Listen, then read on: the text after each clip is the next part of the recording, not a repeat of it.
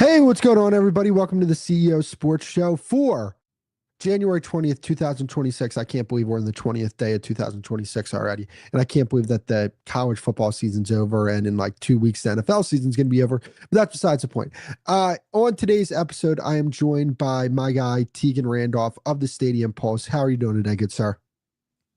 Not too bad. A little bit sad, truthfully, looking at it from the lens of that we're at the end of the season. It felt like just a couple weeks ago, we were in Dublin, Ireland for the week 0 game of Iowa State and Kansas State, and you had Avery Johnson's brothers fighting in the stands. And now all of a sudden, the Indiana Hoosiers are national champions. Yeah, I was going to say, like, this has to be your favorite day of the year, right? I mean, you get to wake up on Saturdays now and there's no college football. And I mean, what's better than that, right? It is the best thing on earth is Saturday college football. Truthfully, it's a little bittersweet. It's a little bittersweet to say the least. Yeah, I know. And I thought this was such a good season. I really did. I mean, I thought there were so many good games on this year.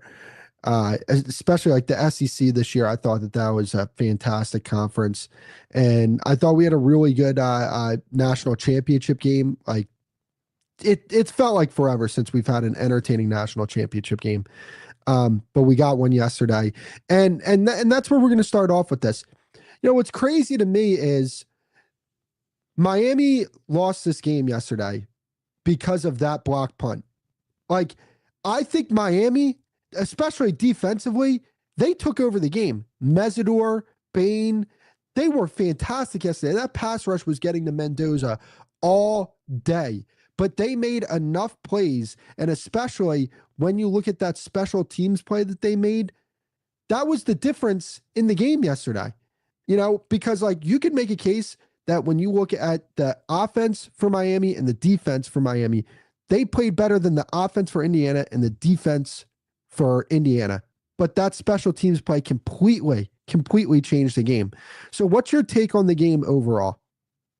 No, absolutely. And it is the little plays that really do add up on a win or a loss. A lot of times we hear coaches talk about, oh, we just got to make one more play. But I think this game perfectly encapsulates what they mean by that. Because truthfully, going into this game, Miami had to do 3 things. Number one, run the football. They were able to do that. Mark Fletcher was remarkable in this game.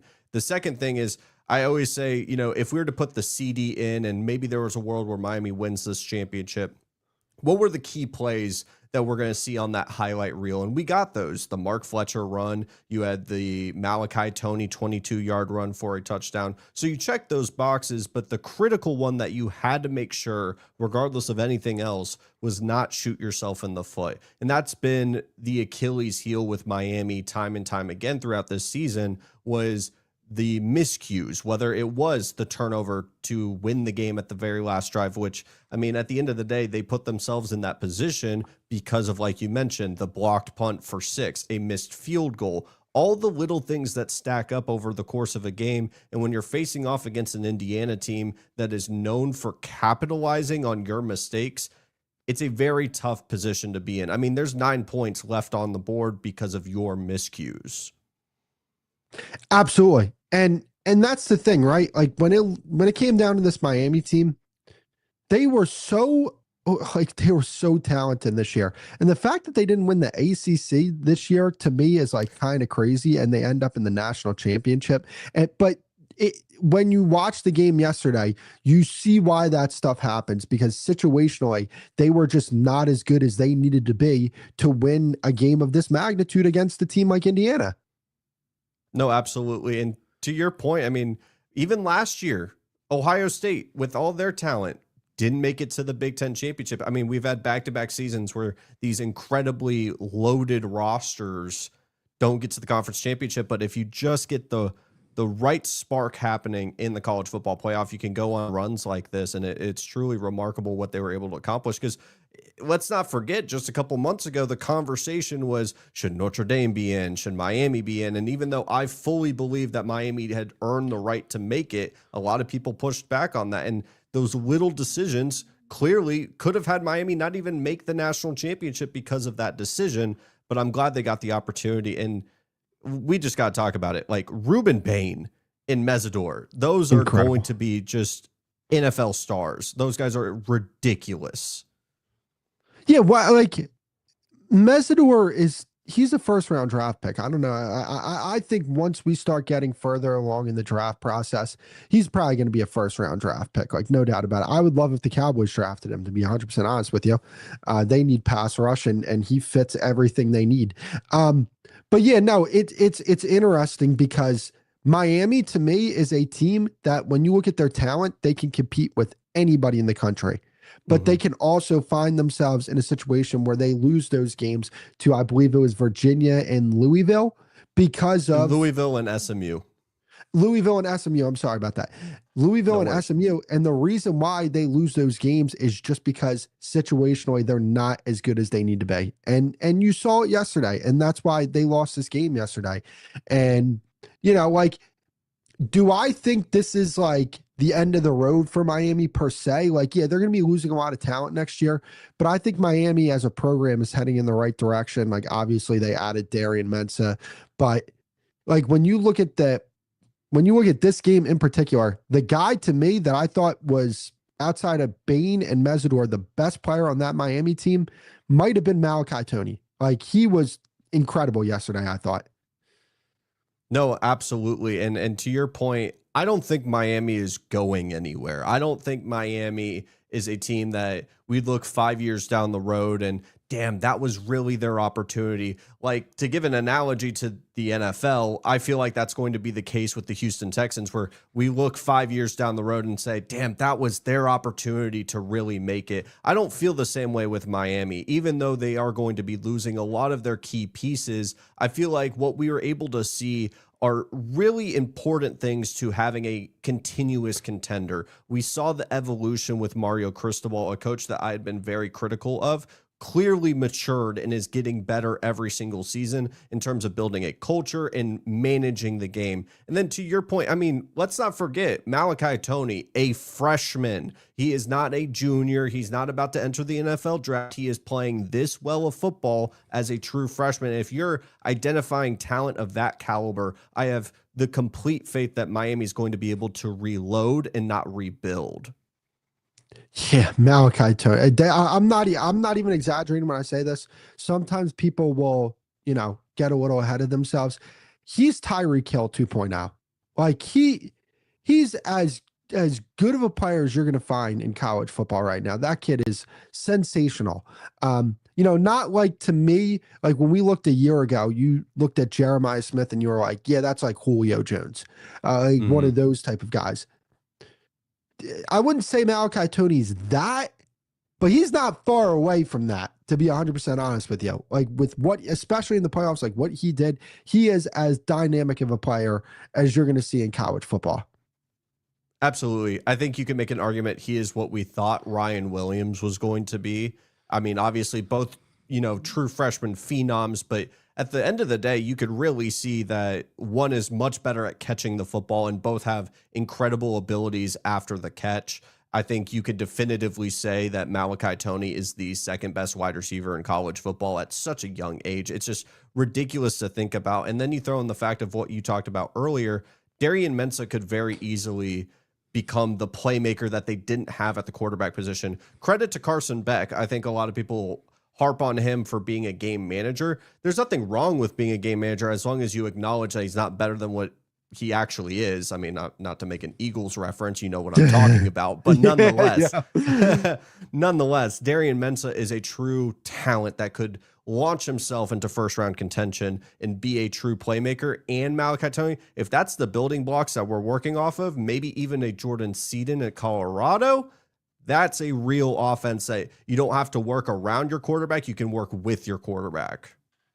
And I don't want to, because we're talking a lot about Miami here, and I'm sorry to the Indiana fans that are going to be watching this, but I do want to spend some time on Indiana here. Like, what a story they were. I mean, Indiana was a basketball school for so long, and then they get Signetti from James Madison, and he comes in and like right away changes the culture of Indiana football. I looked at like Indiana football. To me, the comparison that I have to Indiana football is like in the NFL, the Chicago Bears. And Mm. the reason why I say that is because they were a team where in 2024, they weren't perfect. They definitely had their flaws. We kind of knew what was going to happen come postseason time, right? Like I compare the 2025 Chicago Bears to the 2024 Indiana Hoosiers. But the thing is, the Indiana Hoosiers, this year, they took what they built in 2024 and took that to a completely different level. They got a significant upgrade at quarterback. The receivers were fantastic. The defense was out of this world. And to see what Curt Cignetti did in his second year of building a program at Indiana, like this guy has to be the best coach in the country. And I know Kirby Smart has done some great things. Ryan Day won a national championship last year, but those guys are coaching at Georgia and Ohio State. Curt Cignetti is coaching at Indiana. No, you're absolutely right. And this is easily, like, I understand many people say this all the time. You're never going to see this in your life. Like, all these different things. No, I genuinely believe you will never see a turnaround of this caliber in our lifetimes because of what Indiana was and what they've become. There's so many stats I can point out to really try to create the weight of the situation. I mean, this is an Indiana program that had never seen double-digit wins until last season. And the notion or in the narrative around that was, well, they had a light schedule, the team wasn't really that good, and they got smacked down to earth by Notre Dame. What happened in 2025? They went 16-0 for the first time that we've seen in over 100 years. They won a national championship. These are things that you would never imagine. These were the things that we joked about when a video game like College Football 25 came out that, oh, we're going to take Indiana to the national championship as a joke because it was so out of the realm of possibility. And what Curt Cignetti's been able to pull off is remarkable. And I'm going to throw it out there. I don't think they're going anywhere. Oh, no, I don't think so either. I mean, you talk about with Mario Cristobal and finding Malachi Tony. I mean, like Curt Cignetti's going to find he's going to find players. He's going to recruit players. He has an eye for talent. Like what they were able to do. I mean, it's not like they had a ton of 5-star recruits on this team, right? Like, but now they're going to be a destination to where, think about it like this, right? They were able to build their team with a bunch of 4-star recruits, transfer portal guys, all that, right? Now the program is stamped. It's established. It's one of the, modern day blue bloods. Like that's where they're heading towards. They're not like a blue blood in, in the terms of like when you take a macro view of college football, where you look at the blue bloods like Ohio State and Alabama and, Texas and those type of programs. They're not that. But when you talk about the modern day, they are one of the modern day blue bloods. So now they're going to be able to attract those 5-star recruits that they weren't able to before. Now they're going to want to come play for Indiana and Curt Cignetti. So what they were able to do with kind of just putting it together on the fly, imagine when you're in year 4, year 5 of Curt Cignetti at Indiana, and he can continue to build out a program the way he sees fit. Yeah, I agree with you. I don't think Indiana's going anywhere. No, absolutely. And I mean, we're going to see it right now. I understand we're having all these different layers to college football right now where the portal was going on, the playoff as well, and then the coaching cycle. It's very hard to really hone in on all the different things that are going on with the sport. But Indiana's transfer portal just this past cycle is ridiculous. Josh Hoover out of TCU is a quarterback that I very much like. He has the talent that he could very much find himself. I wouldn't project a Heisman contender, but it'd be hard for me not to imagine in this system for him to have really good stats and to be in the conversation as one of the best quarterbacks in the country. Nick Marsh out of Michigan State, a wide receiver, one of the best talents in the entire portal. He now goes to Indiana.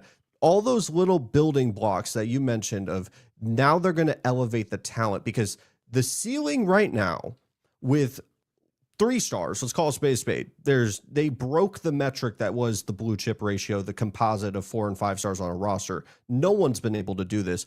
What's going to happen when the ceiling is 16-0, a national championship, and now we're going to elevate the talent roster? I can only imagine what this powerhouse could look like. Then you throw in the fact that, oh, by the way, you got Mark Cuban as an alumni. Yeah, he's got some money. And then you have the largest alumni base in the entire country. So the NIL funding is only going to get better. The roster is only going to get better. But I'm supposed to expect that the team and the performance is going to waver. Get out of here. And especially, I can tell you this right now. College football does not want Josh Hoover a year from now to be looked at as like one of the best quarterbacks in the draft. Because if that happens, there will never be a year going forward that Indiana does not have a top flight quarterback on their roster. Because what's going to happen is they're going to have these kids that are experienced quarterbacks, right? That are going to come in through the transfer portal, that are going to look at Indiana and say, look at what happened to Mendoza. Look at what happened to Josh Hoover.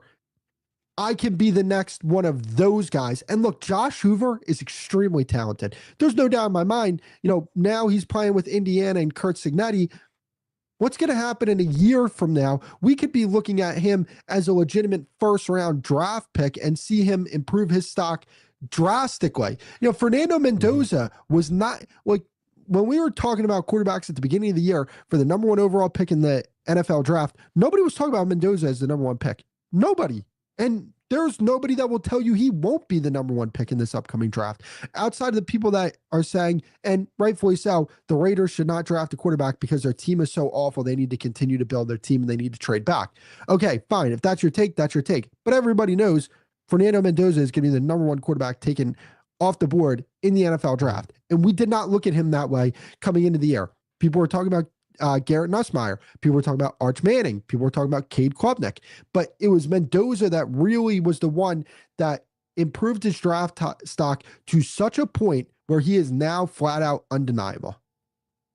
Absolutely. And the Raiders, even though they are a team that is very much behind the eight ball in terms of roster construction, should not be upset if Fernando Mendoza is the name that is called come April, because what Mendoza has evolved into, because going into the year, I mean, I knew of Fernando Mendoza from Cal that I detailed him as the guy that could throw the best back shoulder fade in the country. But outside of that, I really didn't know what to expect with him at Indiana. And we very much saw with Charlie Becker, those back shoulder fades were gorgeous, but the way that he's been able to orchestrate an offense that, yes, a lot of people say it's so RPO heavy. Well, guess what? The NFL is very much RPO heavy as well. Can you run the baseline of an offense at a very high level? Some people may call it boring. Well, guess what? The boring quarterbacks tend to win a lot of football games. Tom Brady wasn't the most electric athlete in the world. You know what he did? Ran the offense at such a high level that it was boring at times. So sometimes being a boring prospect isn't inherently a bad thing.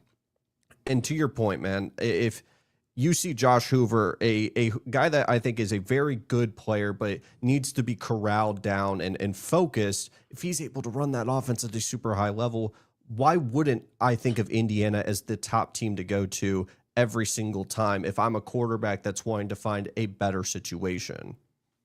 And look, I'll just finish this off by saying this. It would not surprise me in a year from now if there is another quarterback from the University of California that is playing for Indiana, that is committing to play for Indiana in a year from now. That's where I'll finish there. So I want to move on to the Texas Longhorns, because, like, to me, the way I'm looking at Texas right now, they're like my preseason, like when I'm looking at the team I think is going to win the national championship next year, it is the Texas Longhorns. There's no excuses, to be honest with you. Like, okay, if they go into next season and Arch Manning isn't that good and he's not taking the step forward that I expect him to take, I know you've said some really good things about Arch Manning. I know you probably expect him to take that step forward. If he does not take that step forward, he might find himself out of Texas, to be honest with you, with how talented that roster is. Fans might just be like, look, how do you not get it done with this? And you might be looking at a situation where if they miss the college football playoffs, like there's Steve Sarkisian cannot come back as a coach next year. Like, this is as make it or break it as it possibly comes for the Texas Longhorns. Cam Coleman, to me, is like a top 2 receiver in the country, like outside of Jeremiah Smith, maybe Malachi Tony, you could say. adding him to the team that they already have, there is no ifs, ands, or buts about it. If they don't make the college football playoffs, I think Texas is going to have to move on from Steve Sarkisian. What do you think about that? It's hard to disagree for a multitude of reasons. Truthfully, when we look and reflect about 2025, a lot of the hype with Texas wasn't built on anything that we had seen. Yeah, we seen Arch Manning against Louisiana Monroe and torching them, but that wasn't anything of real substance. And to be fair, a lot of people had fair reason to hype it up because you thought, well, it's Steve Sarkisian, this guy that is a quarterback guru, offense elevator, and it's Arch Manning, the talent. It's just going to work out. And that wasn't the case for the first half of the season. And a lot of people tuned it out, kind of wrote him off, said Arch Manning's not going to be that good. All the notions about him not being that great of a quarterback, I was right. But what we saw in the second half was real development from him. And so as we enter 2026, being the preseason number one team in 2025, the quickest number one team to go from number one to unranked, I think the pressure is very much real with Sark. You have a roster that is fully ready to go. I can name maybe 5 to 6 potential first round picks ranging from Colin Simmons, Cam Coleman, Arch Manning, Goodsby, their tackles. Some of their running backs are damn good enough to be first-round picks, and there's a bunch of other pieces on that defense. And I think when you look at some of the moves that Sark has been making, there's some urgency. I mean, he fired their defensive coordinator, Pete Kwiatkowski. That was a good DC. That was a very solid DC, but because the standard wasn't good enough, because credit should be made to Steve Sarkisian. He brought Texas back to the national spotlight. Credit where it's due. But let's not forget what the standard is at Texas. It's national championships. It's competing for them. It's one day winning them. And if you're not getting there with all the talent that's surrounding this building and all the different pieces, you have all the tools at your disposal. And we get to the end of the Arch Manning era, the guy that was supposed to not only take Texas to the mountaintop, but be one of the powerhouses in the sport. And we look back and there's no college football playoff appearances, nothing close to a national championship. If you're not able to win with this, what are you going to be able to win with when they're out the door? 100%. And now what are they spending on that roster for next season? Somebody said $40 million. Is that accurate? It's hard to gauge with those numbers, so I can't definitively say 40 million, but it's got a range at that level with what Cam Coleman was asking, which was $2.5 to $3 million, maybe even more than that. That's just one player. Then you throw in whatever Arch Manning is, because it's all about re-signing and retooling. Colin Simmons. They have so many stars on this roster, so it can definitely tally up to 40 million. And here's the thing. You don't pay that much money to not make the college football playoffs. Not at Texas. Not you don't it's Texas.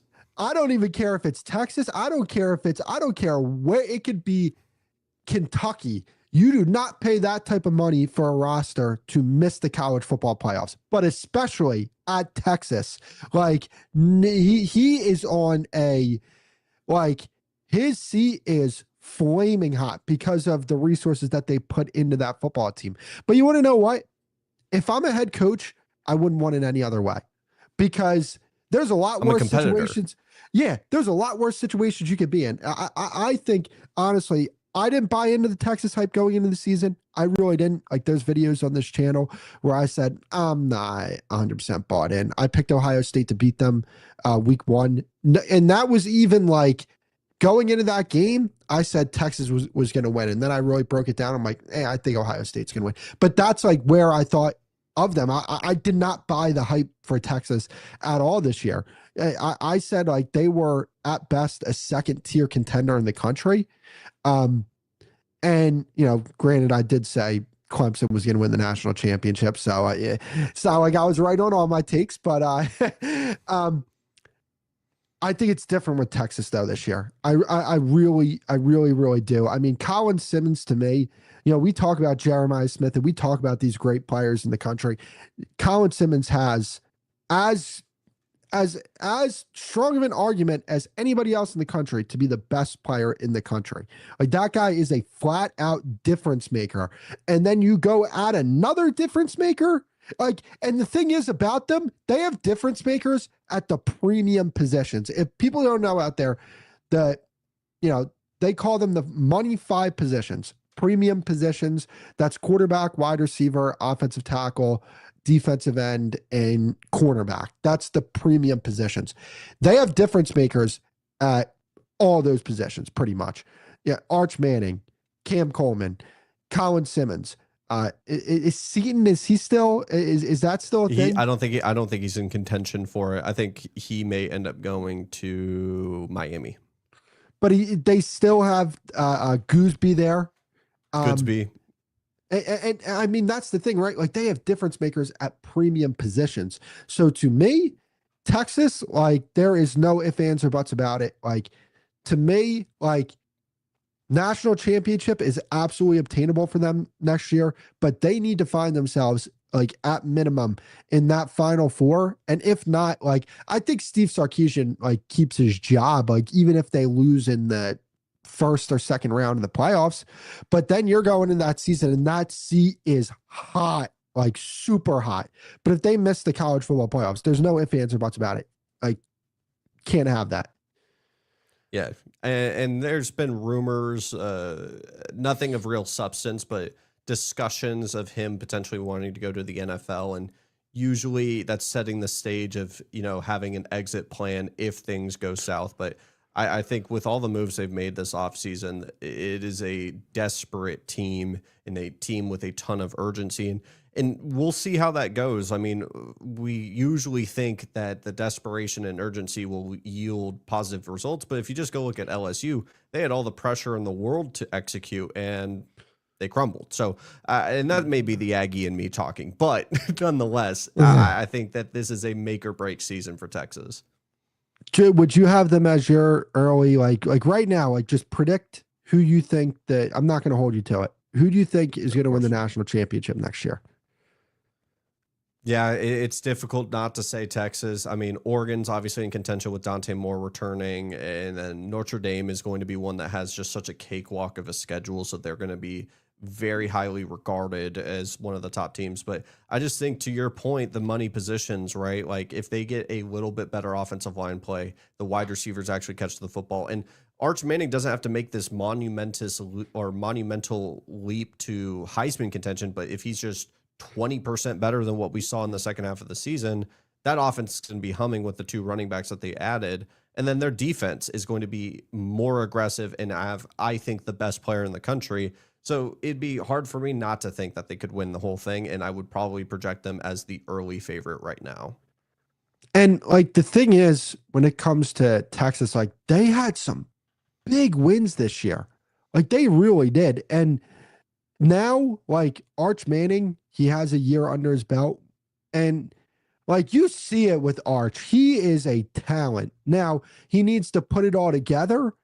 And that's going to be the big question mark for Texas when it comes to going into next season. If he could put it together, man, like they could go 16-0 like Indiana did this year. That's how good they have the potential of being if Arch Manning is like puts it together and becomes the quarterback that we think he can be. Exactly. And it's one of those things where even though a lot of people want to see the finished product, as long as you have the tools in the kitchen and everything to cook up a storm, he's got it. I mean, there's a long road in front of him to being one of the top quarterbacks in the country, let alone an NFL draft prospect. But the speed, the arm strength, and the ability to create and at his size, like the ceiling is very much there. The notion that he was this 3-star prospect carried by his name, the main thing that the Manning name carried for him was more than likely the elevation of him going from like a 5-star to the number 1 prospect in the class. But I would still see him as a 5-star talent nonetheless. Oh, yeah, no doubt about it. He was a 5-star going. I mean, DJ Lagway was a 5-star going into college, and rightfully so. He's a tremendous talent, but like, so is Arch Manning. So, that's going to be it for the episode, though, guys. If you haven't already, please make sure to hit that like button, subscribe. Make sure to check out the Stadium Pulse. It's a fantastic show. And do you have any final remarks before we sign off here? No, if you want to see all my thoughts, a 30-minute show detailing all the different perspectives of Indiana in Miami, my full thoughts are on the Stadium Pulse. It would mean the world if you just gave it one show, one opportunity, because I promise you it is worth your while. If you just want more college football content, guess what? It's completely free. So it'd mean the world if you gave it a shot. Awesome. Take it easy, guys. See you later, and peace.